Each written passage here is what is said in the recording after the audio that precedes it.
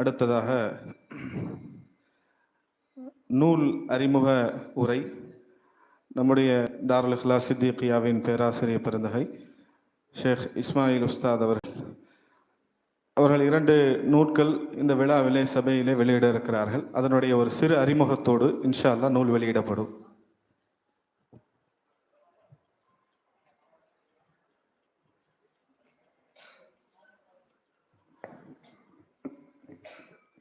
السلام عليكم ورحمة الله وبركاته.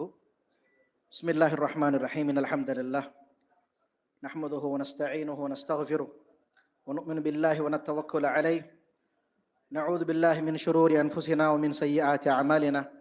من يهده الله فلا مضل له ومن يضلل فلا هادي له. وأشهد أن لا إله إلا الله وحده لا شريك له.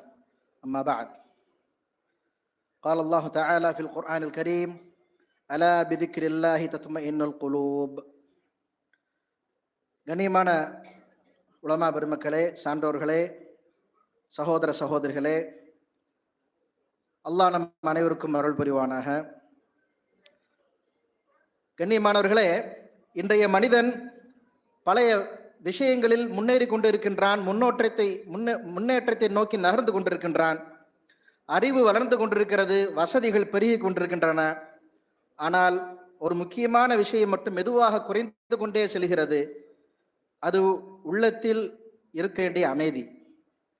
மனம் குழம்புகிறது, சிந்தனை சிதறுகிறது, வாழ்க்கை ஓட்டமாக மாறிவிட்டது. இந்த நிலையில் மனிதன் உண்மையில் தேடுவது பணம் அல்ல, பதவி அல்ல, உள்ள நிம்மதியை மட்டுமே என்பதை அவன் விளங்கிக் கொள்ள வேண்டிய தருணம் வந்துவிட்டது. அந்த உள்ள அமைதிக்கான மிக தெளிவான வழிகாட்டுதலை அல்லாஹ் சுப்ஹானஹு வ தஆலா குர்ஆனில் நமக்கு தெளிவாக சொல்லிவிட்டான். சூரத் ரஅதுடைய 13வது அத்தியாயம் 28வது வசனம்: அலா பிதிக்ரில்லாஹி தத்மஇன்னுல் குலூப். அறிந்து கொள்ளுங்கள், அல்லாஹ்வை நினைவு கூறுவதில் தான் உள்ளத்தின் அமைதி இருக்கிறது என்பதை அல்லாஹ் தஆலா மிக தெளிவாக கூறிவிட்டான். அன்பானவர்களே, இந்த வசனம் ஒரு ஆறுதல் மட்டுமல்ல, ஒரு தீர்க்கமான ஒரு தீர்வு.